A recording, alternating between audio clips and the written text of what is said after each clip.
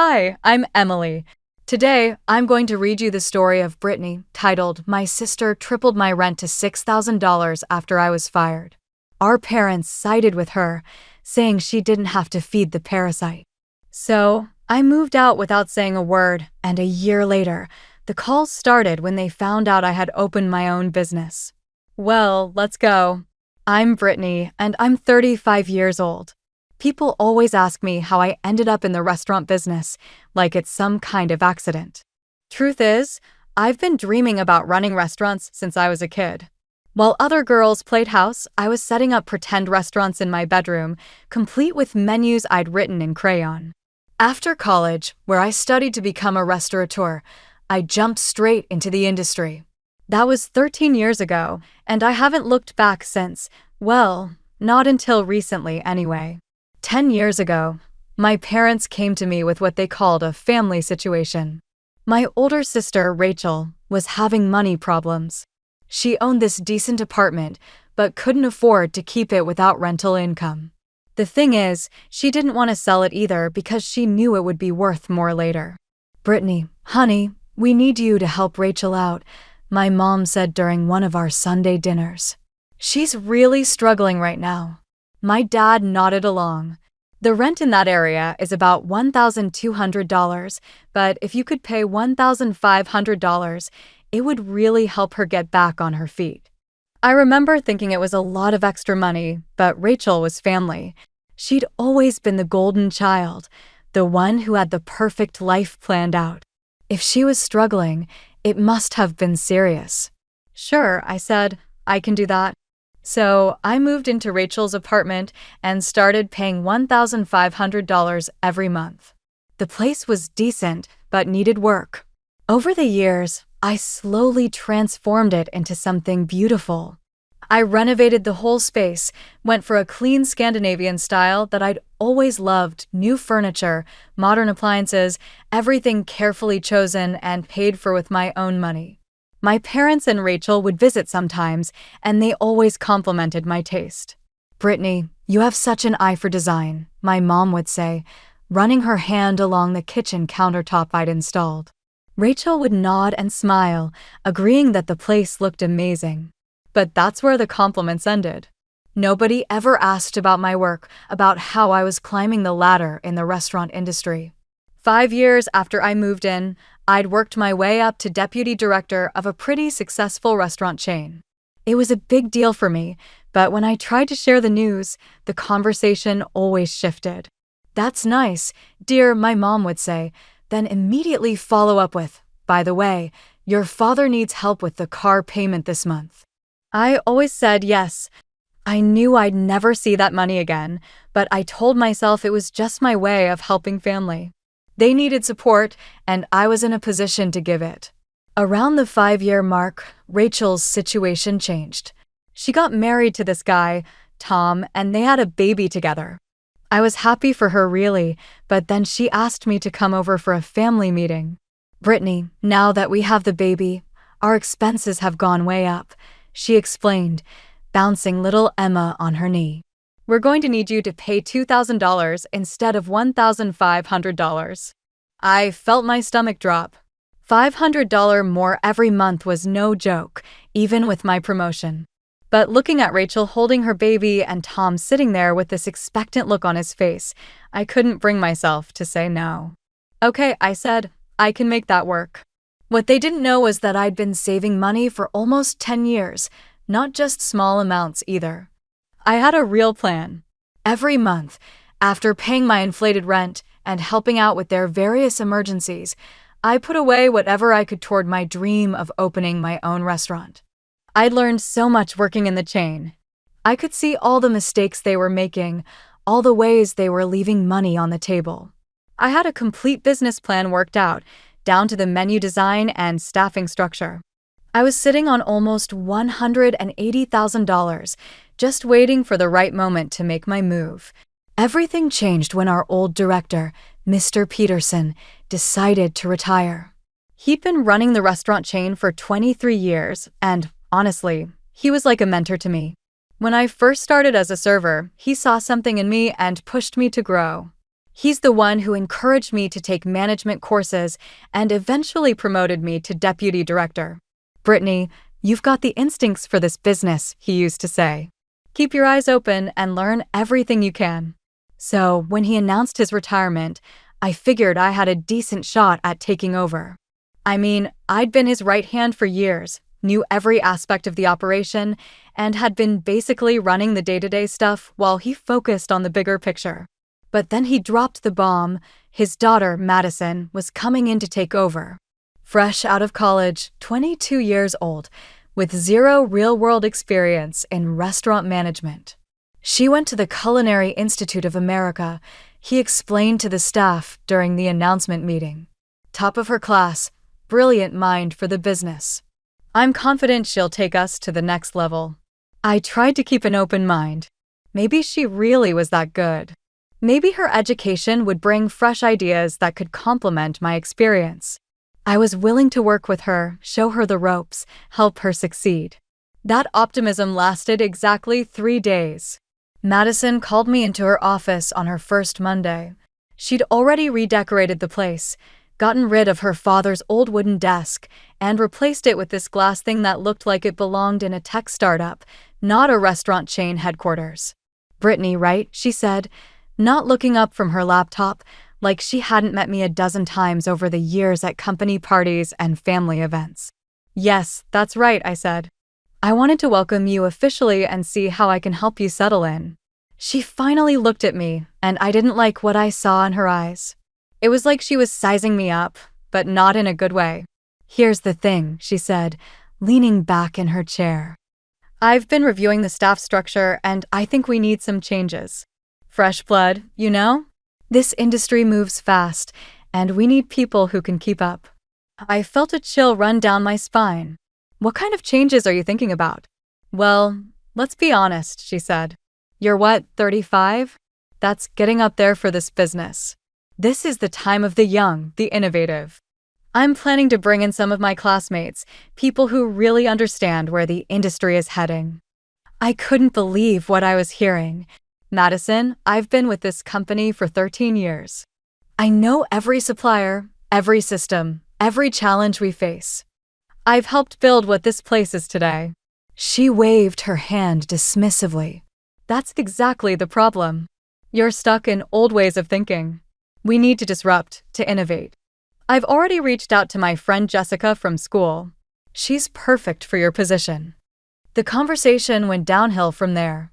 I tried to explain all the projects I was working on, the vendor relationships I'd built, the staff training programs I'd developed. She wasn't interested in any of it. Look, I'm not trying to be mean here, she said, though her tone suggested otherwise, but you need to accept that times have changed. This isn't personal, it's just business. I left that meeting feeling like I'd been punched in the gut. 13 years of my life, and she was ready to throw it all away for some college friend who'd never worked a real shift in a restaurant. That evening, I called Mr. Peterson. I figured if anyone could talk sense into her, it would be her own father. Jim, we need to talk about Madison, I said as soon as he picked up.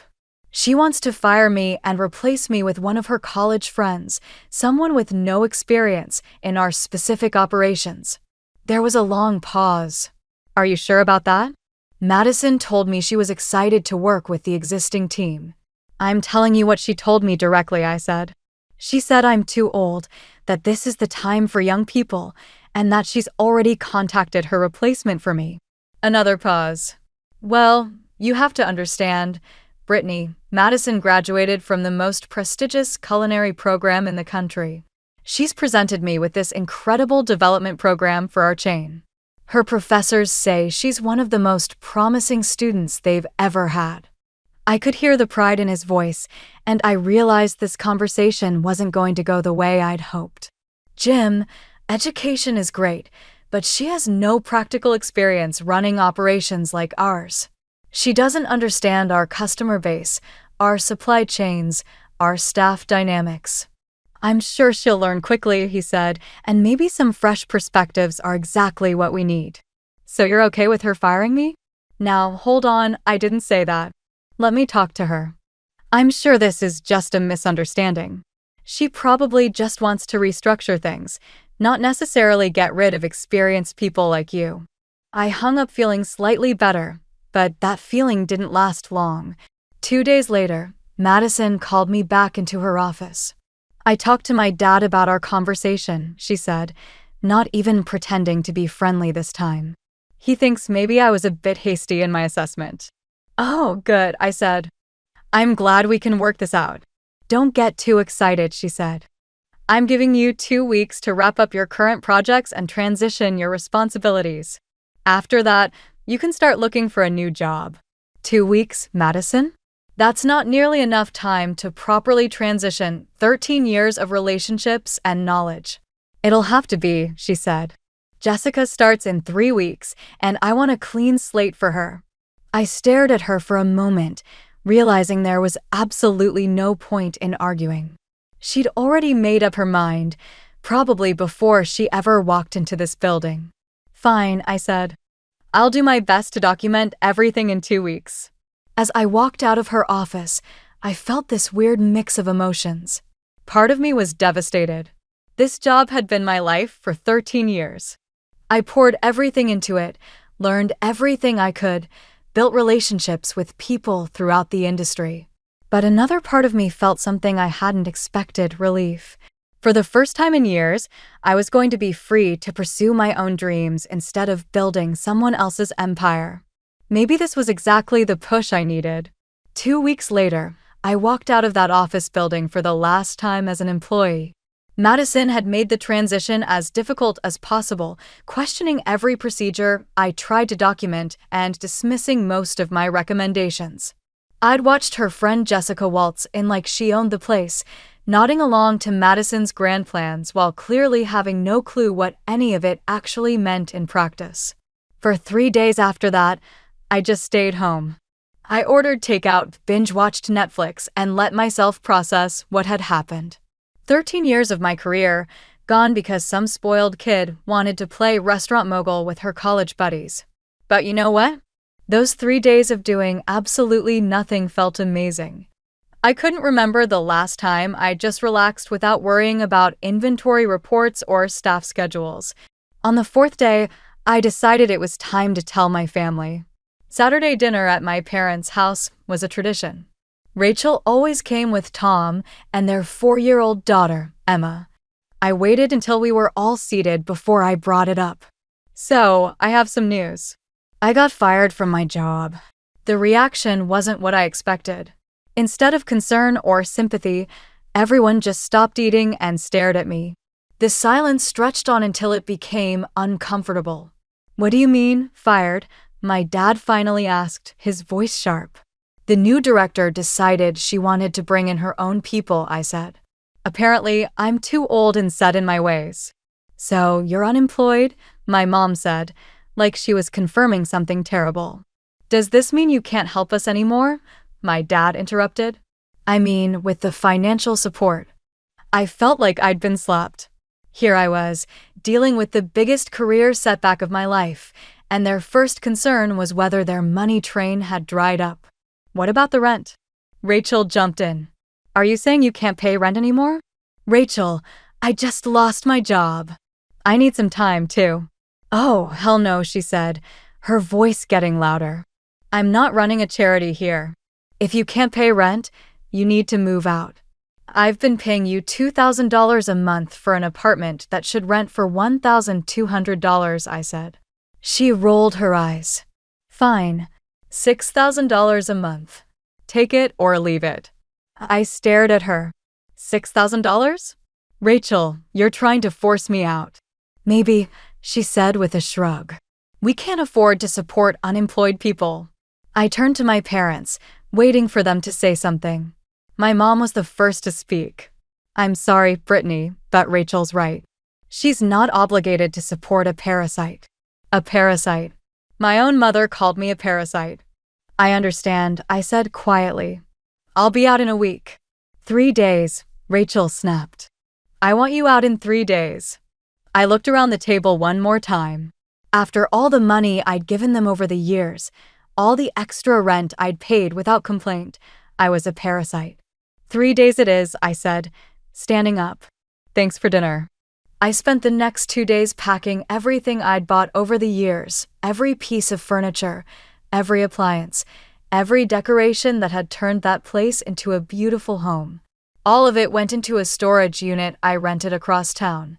Rachel called me repeatedly while I was moving out, screaming about how I was stealing her furniture. Each time, I calmly explained that everything I was taking had been purchased with my own money. When I was done, the apartment looked exactly like it had when I'd moved in 10 years earlier.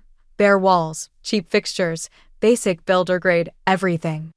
That night, I checked into a hotel downtown. The next morning, I started apartment hunting. I found a nice one-bedroom place in a good neighborhood for $1,400 a month, $600 less than I'd been paying Rachel. I blocked their phone numbers, all of them. Rachel, Tom, my parents, gone. As I signed the lease, I couldn't help but smile. For the first time in 10 years, I was paying fair market rent. For the first time in 13 years, I didn't have a boss.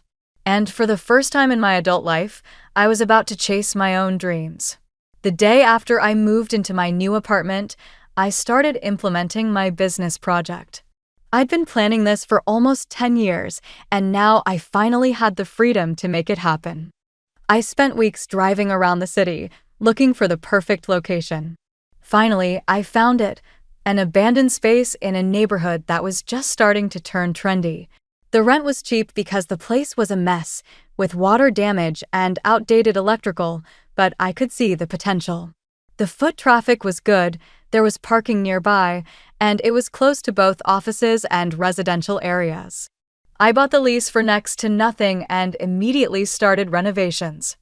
I did a lot of the work myself to save money but hired professionals for the electrical and plumbing. While the construction was happening, I was busy with all the other aspects of starting a business. Getting the permits and licenses was a nightmare of paperwork and inspections, but I knew the system from my years in the industry. I hired a small staff, a cook, 2 servers, and a delivery driver, people I'd worked with before who I knew I could trust. I also took out a business loan from the bank. With my savings and industry experience, I qualified for decent terms. It wasn't a huge amount, but combined with my own money, it was enough to get everything set up properly. When I designed the menu, I kept it simple but high quality: burgers, sandwiches, salads, a few pasta dishes, comfort food done right. And I made sure to set up delivery from day one. I remembered the pandemic from 3 years ago and how important delivery had become during the lockdowns. That experience taught the whole industry that delivery wasn't just a nice option anymore, it was essential. Opening day was terrifying and exciting at the same time. I put everything I had into this place, my money, my time, my dreams. If it failed, I'd be starting over from scratch at 35. But it didn't fail. In fact, business was better than I dared to hope.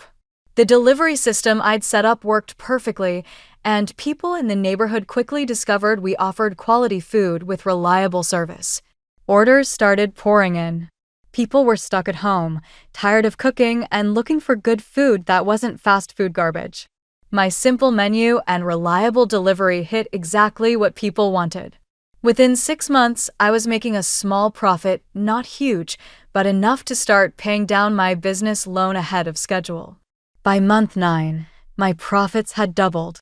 I was being incredibly careful with the money, putting almost everything back into the business: better equipment, marketing, building up a cash reserve. For the first time in years, I felt genuinely optimistic about the future. This wasn't just surviving, this was thriving, and I was doing it entirely on my own terms, without anyone else's help or interference. 1 year into running my restaurant, I was feeling pretty good about life. The business was steady, my loan payments were manageable, and I was even starting to think about expanding the menu. That's when my phone rang with a number I didn't recognize. "Hello, Brittany, it's your mother." I almost hung up right there. After months of blissful silence, hearing her voice felt like a slap in the face. "How did you get this number?" I got it from your old coworker, Sarah. Listen, honey, we heard from some friends that you have your own restaurant now. That's wonderful. We're so proud of you. The fake sweetness in her voice made my skin crawl. What do you want, Mom? We want to make things right between us. We miss you terribly, and we think maybe we were too harsh before. Family should stick together. I laughed, actually laughed out loud. You called me a parasite and threw me out with 3 days' notice. Now you want to make things right. We were just stressed about money, dear. You know how it is. But we've had time to think, and we realize we made a mistake. Let me guess, I said. You found out I'm not living under a bridge somewhere, so now you want back in. The sweet tone disappeared instantly. Don't be smart with me, young lady. Your sister allowed you to live in her apartment for years. The least you can do is help us out now. Allowed me? I paid rent, overpaid, actually. Look, Rachel's husband, Tom, got laid off last month. The new tenants are only paying $1,500 and Rachel is having trouble making ends meet. We thought maybe you could help. There it was, the real reason for the call. That sounds like a them problem, Mom. How can you be so selfish? We're family. You made it clear I'm not family when you need support. I'm only family when you need money. I hung up and immediately blocked that number, too. But it didn't end there. The next day, I got a text from an unknown number. It was Rachel, calling me greedy, vindictive, and selfish for refusing to help. She went on about how I was abandoning family and how I'd always been jealous of her success. I didn't bother responding. I just blocked that number and went back to work. I thought that was the end of it. I was wrong. A week later, I was in the middle of lunch rush when I saw them walk through the front door, my parents, Rachel, Tom, and little Emma. They looked around like they owned the place, then sat down at one of my best tables. My server, Jenny, came up to me looking confused. That table says they want to speak to the owner. They're acting really weird. I walked over to their table, my heart pounding. What do you want? We want to order food, Rachel said loudly, making sure other customers could hear. But we don't have any money. Since you're family, we figured you'd feed us for free. Other diners were starting to stare. I could feel my face getting hot with embarrassment and anger. This is a business, not a charity. If you can't pay, you need to leave. We're family, my mother said, just as loudly. Surely you can spare a meal for your own family. Tom leaned back in his chair with that same smug expression I remembered. We'll just come here every day until you start helping us out. Make it a regular thing. That's when I'd had enough. I walked to the front counter and picked up the phone. Security, it's Brittany at Hometown Kitchen. I need you to come remove some people who are trying to get free food and disrupting my business. Within 5 minutes, 2 security guards from the shopping center walked in. I pointed to my family's table. These people are refusing to pay for food and disrupting my customers. I want them removed and banned from the premises. The guards approached the table. Folks, you need to come with us. This is outrageous. My father sputtered. She's our daughter. Sir, this is private property. If the owner wants you to leave, you have to leave. Rachel started to make a scene, raising her voice about how ungrateful I was, but the guards weren't having it. They escorted my entire family out while other customers watched in stunned silence. I made sure to tell the guards to get a good look at all of them and never let them back in. After they left, I had to apologize to my other customers for the disruption. Most of them were understanding, and a few even left bigger tips than usual. That was 2 years ago now. I haven't seen or heard from any of them since, although they still occasionally send messages from new phone numbers, always the same thing: how much they miss me, how we should reconcile, how family is the most important thing. I delete them without reading past the first line. My business, on the other hand, has absolutely flourished. Last month, I got the opportunity I'd been waiting for. The restaurant chain where I used to work went bankrupt. Turns out, Madison's brilliant management and innovative ideas weren't so brilliant after all. Her father lost everything. I bought the place for a fraction of what it was worth just 2 years ago. The building, the equipment, even the name, though I changed that immediately. I kept the employees I knew and trusted, the ones who'd been there during my time and had survived Madison's reign of terror. It felt incredible walking into that building as the owner instead of the deputy director who got thrown out for being too old. Some of the staff who remembered me couldn't believe it. A few even teared up when I told them their jobs were safe. I'm making more money now than I ever dreamed possible when I was working for someone else. I'm finally ready to buy my own place instead of renting. No more landlords, no more depending on anyone else for a roof over my head. Sometimes, I wonder what would have happened if my family had been supportive when I lost my job, if they'd shown even a little bit of understanding or encouragement instead of immediately writing me off as a burden. But honestly, I'm glad things happened the way they did. Getting thrown out forced me to finally pursue my own dreams instead of making other people's dreams come true. Being called a parasite made me realize I'd been the one supporting parasites for years. My family thought they were punishing me by cutting me off. Instead, they set me free, and I've never been happier.